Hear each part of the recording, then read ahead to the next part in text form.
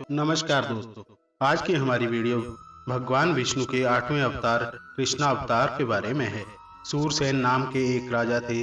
सूरसेन के पुत्र वसुदेव विवाह करके अपनी पत्नी देवकी के साथ घर जाने के लिए रथ पर सवार हुए। उग्रसेन का लड़का था कंस। वह अपनी चचेरी बहन देवकी को प्रसन्न करने के लिए स्वयं ही रथ हाँकने लगा। जिस समय कंस रथ हाँक रहा था उस समय आकाशवाणी ने उसे संबोधित करके कहा, अरे मूर्ख, जिसको तू रथ में बैठा कर लिए जा रहा है उसकी 8वें गर्भ की संतान तुझे मार डालेगी। कंस बड़ा पापी था। आकाशवाणी सुनते ही वह देवकी को मारने के लिए तैयार हो गया। अंत में वसुदेव ने देवकी के पुत्रों को उसे सौंपने का वचन देकर देवकी की रक्षा की। तत्पश्चात कंस ने देवकी और वसुदेव को कैद कर लिया। उन दोनों से जो पुत्र होते गए उन्हें वह मारता गया, किंतु भगवान के विधान को भला कौन रोक सकता है। आखिर वह समय आ ही गया। देवकी के गर्भ से जगत के तारणहार नारायण ने श्री कृष्ण के रूप में अवतार लिया। भगवान के जन्म लेते ही योग माया की प्रेरणा से कारागार खुल गया। वसुदेव जी बाल कृष्ण को सूप में रखकर गोकुल चल दिए। रास्ते में यमुना जी प्रभु का चरण छूने के लिए व्याकुल हो गई। अंतर्यामी बाल प्रभु यमुना के मन की बात समझ गए। उन्होंने अपने चरण स्पर्श से यमुना की व्यथा को दूर किया। वसुदेव ने नंद बाबा के घर जाकर अपने पुत्र को यशोदा जी के पास सुला दिया। उनकी नवजात कन्या लेकर वे कारागार में लौट आए।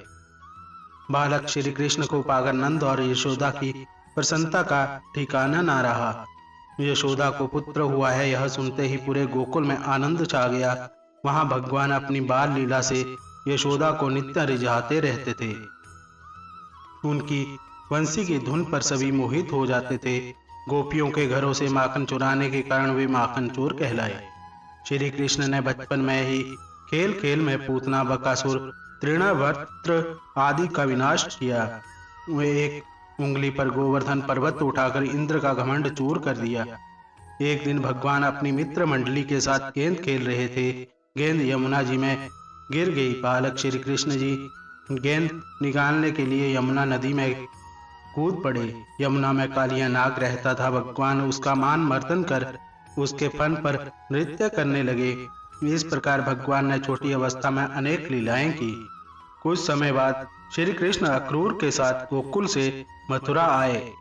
वहां उन्होंने अपने परम भक्त सुदामा, माली और कुब्जा आदि पर कृपा की। तदंतर भगवान ने लीला मात्र से कंस आदि असुरों का संहार कर अपने माता पिता को बंधन से छुड़ाया। युद्ध के मैदान में अर्जुन को धर्म, कर्म और शाश्वत सत्य का उपदेश दिया। भगवान का वह अमर संदेश गीता के रूप में आज भी जन जन का कल्याण कर रहा है। लीला पुरुषोत्तम भगवान श्री कृष्ण जी को हम सब नमस्कार करते हैं।